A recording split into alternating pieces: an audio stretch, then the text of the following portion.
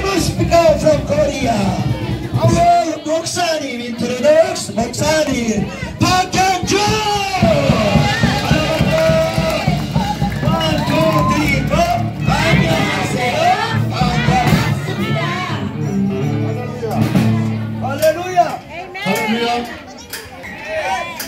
Hallelujah!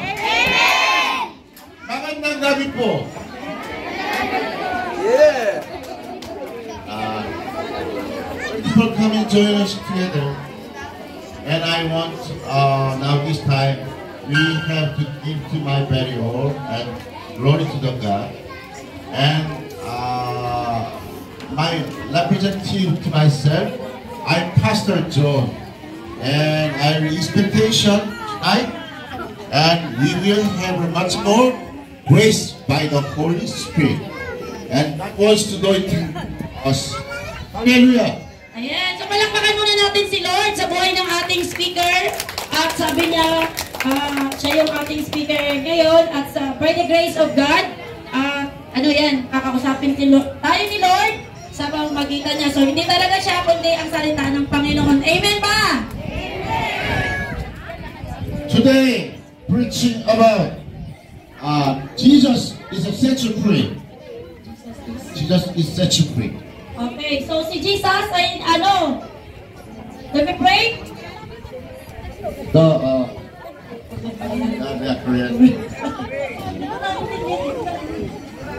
John chapter 8, verse 32. So, bubuksan ko lang, John chapter 8, verse 32. Reading your Bible. Ito. John chapter 8, verse 32. John 8, verse 32. Okay, pakinggan natin, John 8, verse 32. Sabi dito, makikilala ninyo ang katotohanan at ang katotohanan ang magpapalaya sa inyo. 오늘날 많은 사람들이 교회 다니고 있습니다. Now, 많은 사람들 많이 tawo then come to church. So, salamat po. Palakpakan natin ang bawat isa kasi nandyan tayo, dumating tayo ngayon. 성경을 가지고 교회에 다니며 예배드리고 있습니다. 성경을 가지고 교회 다니며 예배드리고 있습니다. Many people then bring the Bible just attend the Sunday worship. So, maraming mga tao ang lumadating, may dalang mga Bible para sa Sunday worship. May dala sila. 그러나 교회 다니지만 여전히 많은 문제를 가지고 있습니다. So many people continue meron problem. Kahit na Christian sila, may problema pa din, di ba? Kahit na dadasal naman, basa ng Bible. 이러한 많은 문제는 여전히 우리의 삶에 여러 가지 문제로 나타납니다. Then so many people continue meron problem. We believe in Jesus Christ continue. So kahit na may problema tayo at meron tayong mga pinagdadaanan, tuloy-tuloy lang tayo sa pananampalataya natin sa Panginoong Yesus. 어떤 사람은 병으로 고통받습니다. So many other people, someone then have a masakit. 어떤 사람은 okay, go ahead. Sorry. Merong iba na maraming nararamdaman na may sakit. 어떤 사람은 돈의 문제로 고통받습니다. So many people then have a problem of pera. So minsan naman sa pera, pinansyal, problema. 어떤 사람은 병으로 고통받을 뿐만 아니라 가족 간의 문제가 있습니다. Someone then have a problem is then in family problem. Hindi lang pera, minsan man ang problema natin sa pamilya natin o relasyon. 이 문제를 해결하려고 사람들이 여러 가지 노력을 합니다. Then so many people want a solution like here. So maraming mga tao gusto niya solusyonan, siyempre problema nga eh. 하나님께서는 우리가 이러한 문제 가운데서 벗어나기를 원하십니다. But our Panginoon want to then get out from our problem. So ang ating Panginoon gusto niya makaalis tayo sa mga problema natin yun. 하나님은 우리를 그저 하찮은 존재로 만들지 않았습니다. You know, then Panginoon create our world. People just then copy. No. So nilikha ba ng Diyos ang mga sangkatauhan? Pare-parehas ba yan? Hindi din. 많이 배웠거나 못 배웠거나 젊었거나 늙었거나 상관없습니다. You many have a stake and many then have a study but don't care about Panginoon. So kahit kang yung pinakamatalino, dami mong pinag-aralan, hindi naman yun pinaka-importante kumbaga. 여러분이 돈이 있든 없든 그것도 상관이 없습니다. Panginoon, don't care. You meron many pera, no normal pera. So, hindi din ganun ka nakapokus si Lord kung marami kang pera, wala kang pera, hindi din. 왜냐하면 하나님은 저와 여러분을 하나님의 형상을 닮은 자녀로 만들었기 때문입니다. Because Panginoon created you that are like His image. Dahil nung nilikha tayo ni Lord, hindi siya nakatingin sa mga bagay na yun, kundi ginawa ka na kalarawan ka ng Panginoon. 사랑하는 여러분, 하나님의 자녀가 되었다는 것은 무슨 뜻입니까? You know, then what mean become children of God? What mean? So ano bang ibig sabihin talaga ng pagiging anak ng Diyos? Pag sinabing anak ng Diyos, ano yun? Ganun. 그것은 하나님이 책임진다는 뜻입니다. This is have then responsibility, Panginoon. So ang ibig sabihin, pag anak ng Diyos, may responsable sa'yo ang Diyos kasi anak ka nga niya eh, obligasyon ka niya. 그것은 하나님의 성령이 함께한다는 뜻입니다. This is really also then our Holy Spirit always will be with you. So hindi lang sa obligasyon tayo, yung Holy Spirit, nasa sa atin kasi anak nga tayo ng Diyos. 그것은 바로 우리가 전혀 새로운 존재가 됐다는 것을 말하는 것입니다. This meaning you are then become new people. So, ibig sabihin anak ka ng Diyos, isa ka ng bagong lang. 하나님은 예수님 안에 나와 여러분을 새로운 피조물로 만들었습니다. Our Panginoon making you people in the name of Jesus So, Christ. ginagawa ka niyang bago sa pamamagitan ni Jesus Christ. 그런데 왜 여러분 저주 가운데서 아직도 고통하면서 소망이 없는 가운데 살아가십니까? Then why our old people then continue, then have a problem, then no miracle? So, bakit anak ka ng Diyos? Bakit ganon? Tuloy-tuloy pa din ang problema, walang miracle, walang himala. 성경 말합니다. 하나님께서 예수님을 이 땅에 우리를 위해 부르셨다고 말씀합니다. Bible says, Panginoon send His Son, this mundo ito. So, sabi ng salita ng Diyos, ang kanyang anak, pinadala niya sa mundong ito. 예수님 우리 가운데 사람으로 오신 이유가 있습니다. Panginoon, meron reason like then our person from heaven. So, ang ating Panginoon ay meron siyang reason na bakit nagkatawang tao mula sa langit ang ating Panginoon. Jesus come to from us. Reason why? Jesus want to save us. So, kaya tayo pinuntahan ng Panginoon nagkatawang tao para i-save tayo. Amen ba? Palakpakan muna natin ang ating Panginoon Jesus. God wants to be, never go to be back.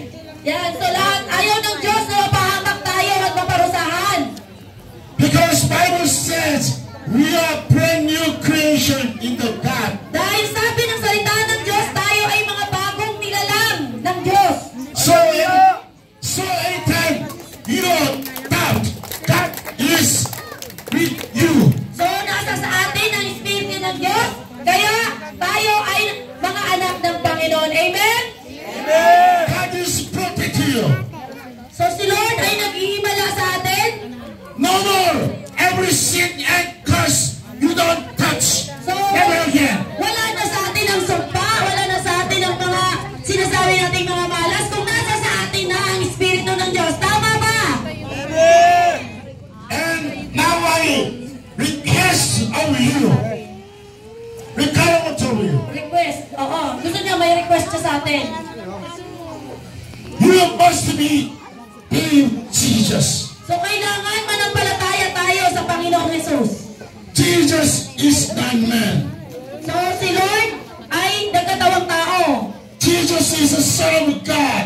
Jesus is God. So si Jesus ay anak ng Diyos. Si Jesus ay Diyos din. Amen? Amen. If you have a Jesus and then God cutting of your curse in your every life. So kapag nasa sa atin na si Jesus, lahat ng mga sumpa, mga curse, wala na yan sa atin. You don't follow to the temptation from the Satan. So hindi na dapat natin sinusunod ang mga temptation, yung mga tukso sa atin ni Satan. No more hate other people. So So hindi ka dapat nagagalit sa mga ibang tao, walang ganon. No like other people. So hindi tayo dapat tumutulad sa magawa ng hindi sa kalooban ng Diyos. No more. You are to worry about your life. So yan, no, kailangan din ng ating buhay. Hindi ka tayo nag-aalala kasi anak nga tayo ng Diyos. Jesus dying on the cross for us. So si Jesus ay napako sa cross para sa buhay ng bawat isa sa atin. It is very important. Mahalagang mahalaga. At the moment that Jesus died for us, So ang ating Panginoong Jesus ay napako para sa atin. the Bible says God is given to us power of glory from the God. So binigay ng Diyos ang kanyang anak na may kapangyarihan at syempre yan yung glory ng ating Panginoon. Palakpakan muna natin si Lord. From now, you not no more old man. Your friend, you man in Christ. Hindi na tayo yung dati, that bago na tayo na brand new sa harapan ng Panginoon. So, I think about we need to always follow to the God's words. Kaya tayo ng Diyos, susundin natin itong God's Word. You need to the God's words. Kailangan natin, kumbaga anak ka nga dahil nasunod ka sa batas ng tatay mo. Because our answer is a God's word Bible. So lahat ng problema mo, dito naman kasi talaga ang sagot. Sometimes like to the Satan. So, minsan, no, katulad ni, ano man, You never change your life. hindi natin binabago ang mga buhay natin. You still have a curse. You worry about it. You doubt about it. And you have a faith. So marami tayong inaalala, marami tayong worries, marami pa tayong mga problema sa buhay, sobrang bigat na bigat. It is not here. God is light to us. So hindi totoo dapat yun, hindi dapat realidad sa atin yun dahil binigtas na tayo ng Panginoon. Jesus set the promise to us always and the time. And Holy Spirit with us. So nangako ang Panginoon, no? Nag-promise si God sa atin. Samahan niya tayo for always. Every believer Jesus, God gave to the Holy Spirit. So kahit ang Panginoon, no, nakalay siya, nag-sacrifice siya. Doesn't mean by that Holy Spirit is guide, protect, lead, teacher. So ang Holy Spirit, siya yung nag-guide, siya yung nag-teacher sa atin, nag-lead sa atin sa buhay ng bawat isa. The Greek word is by the Holy Spirit, Parakletos. So, umasa sa banal na espiritu. This meaning is a lawyer. And siya yung ruler o nag-ahari sa atin. You know that lawyer? Ruler. Lawyer is a protect the provider. So, ang Holy Spirit, siya yung ruler, siya yung protector ng bawat isa sa atin. So if you obey to the Jesus and follow the Jesus, and then by the Holy Spirit every day, every time, everywhere, protect your life. So, kapag tayo ay sumusunod sa God's Word at sinusunod natin ang Holy Spirit na nasa sa atin, makakapabuhay tayo ng naaayon sa kalooban ng Diyos. Our Father watching you. So, ang ating Diyos Ama ay nakatingin sa atin. It is changing your life in the Jesus Christ. So, nababago ang buhay natin. Hindi natin kaya kundi kay Jesus Christ lang. Jesus died. It is a reason why just for you. So, ang ating Panginoon ay napako. Ang reason, sino? Dahil sa atin, palakpakan naman natin ang ating Panginoon. First time, you are a helper when you die and change your life, and the person repentance coming back every sin. So tayo, tanggapin natin yung blessing, magsisi tayo sa ating mga kasalanan, magbalik loob tayo sa ating Panginoon. And pray to God, you have won the wisdom of soul and body by the blood of Jesus Christ. So lahat naman ay tinubos sa atin, soul and body, lahat ng buong tayo ay tinubos ng ating Panginoon. God loves. Mahal tayo ng Panginoon. Amen? Jesus alive. Si Jesus ay buhay. He's died for us on the cross, but He's a resurrection from the grave. So si Jesus Christ ay napako sa krus, namatay, at muling nabuhay. You know that, listen to me. Makinig tayo sa kanya. Jesus came to here. So si Jesus ay naparito. Holy Spirit right now with us. So ang banal na Espiritu kasalukuyan nasa sa atin ngayon. What do you need? What do you need?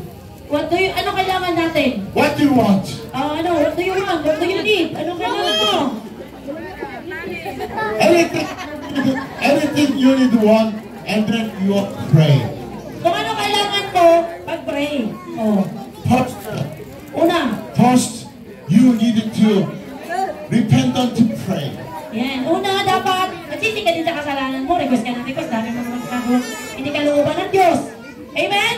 Amen! You need to repent and to pray, and then Holy Spirit consideration of the Spirit into body and change everything and cutting and curse and abuse every all. So, una, repentance, di ba? Magsisisi ka. Pag nagsisi ka na, pinatawad ka ng Diyos, yung Holy Spirit niya mananahan sa'yo. Lahat ng mga malasumpa sa buhay mo, mawawala na. Amen?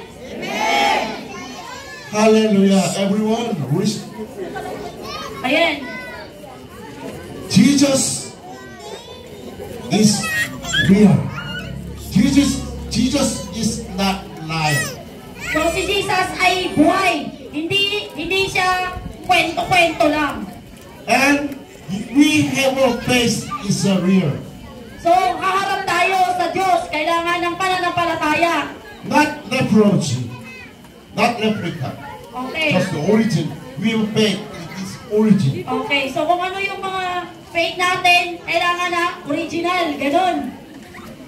The Bible says you have him always faith in Jesus. So sabi ng Bible, dapat lagi tayong may pananampalataya sa Panginoong Jesus. Amen? Amen! So, I want request of you. May request naman siya sa atin. You are every Sunday morning come to in the church and give to worship to God. Ayan, marami tayong time sa ibang bagay. Ba't hindi natin bigyan ng time si Lord every Sunday? Kaya ba? Amen! It is our duty. So, anak ka ng Diyos. O, di ba, responsibilidad mo kausapin ang tatay mo. Amen! Every last time, every church members, then we have a keep going to the church every Sunday worship, every Sunday worship service in the morning. It is our duty. So, duty natin, responsibility natin na mag-attend ng church every Sunday. Bahala kayo kung saan yung gusto mag-attend. Basta mag-Sunday, worship kayo. Amen? Amen! And don't be afraid. You have a servant of praise to God. So, kailangan, huwag kang matakot. Marami dapat tayong pagtatiwala. Pinag-pray natin sa Panginoon. I don't know your problem. So, hindi niya alam kung anong problema mo. Some people has a sick. Merong iba, masakit ang ulo. Some people problem relation of family. So, yung iba naman, relation sa pamilya. Ang daming broken family o ano pa man. Some people, they don't have money. Walang pera. O, sino dito nakapanagkata tayo? Whatever, does not matter. Yan, di ba? Lahat may problema. Amen? Because God wants us, God chose us, God with us. So, huwag ka naman masyadong okay. Kasi ang Diyos ay nasa sa atin. Hindi tayo iiwanan ng Panginoon. Palakpakan naman natin si Lord. It is very important. O, ka. Good night. And we are together pray to God. Sabay-sabay tayong manalangin sa Panginoon. First, requirement of the anointing of God. So una, re-request natin na babaan naman tayo ni Lord. The Holy Spirit, anointing pouring in the pouring into us, and everything is a change and healing. So, ipag-pray natin si Holy Spirit na manahan sa atin. At yung mga sakit natin ay mag-heal tayo. Ayan, ma-anoint tayo ng Holy Spirit. If we have the anointing of the Holy Spirit, and then you take over heart, the repentance, and the thanks to God. Ayan, pag nangusap na sa'yo ang Espiritu ng Diyos, mahihiya ka na. Hindi ka na kayo ng sisi. Kasi nga, dami natin ginagawa kasalanan. And now, please request, please every stand up. O, lahat po tayo tumayo. Dali, pray muna tayo. Bigyan natin ng moment si Lord. Seryosohin natin ito. Minsan-minsan lang to. You remember, memorize tonight my message. So, na-memorize nyo ba yung request nyo sa atin? And please, you pray to the repentance every your sin. So, hihingi tayo ng sorry kay Lord. Hihingi tayo ng tawad sa ating mga ginagawang kalukuhan kay Lord. Maybe other people, they don't know you are something do that you're something wrong. But God is everything know you're something. Okay, so maybe yung mga katabi mo hindi alam kung anong pinagdadaanan mo. Pero si Lord, walang secret sa Kanya. Amen?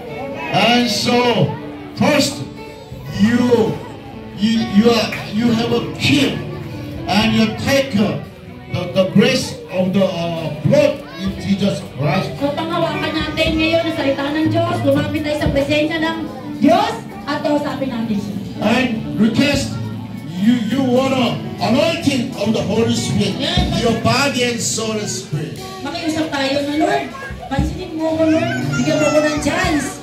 Kaya ba? Kaya ba? Everyone, listen. And please raise your hand on you. Taas natin ang ating mga kamay. Ayun, surrender tayo kay Lord. Suko. Now we are shouting the Lord every time and praying. At the time, our pastors, we are going to pray for you. Okay, yan taas ang kamay. Lahat ng mga suko at mga bendition ni Lord, tanggapin natin, ganon. And please shout to the Lord. Right now, start. Chio! Yan, si Chio! Chio!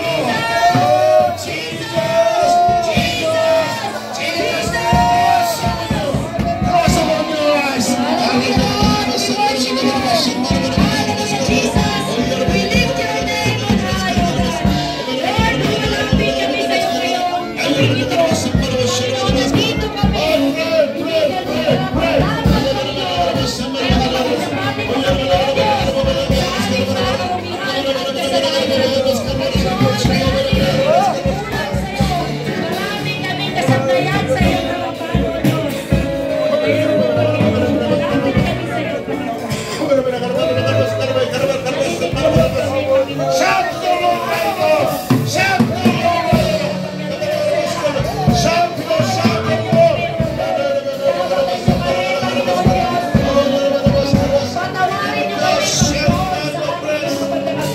Christ, He gonna take care of all of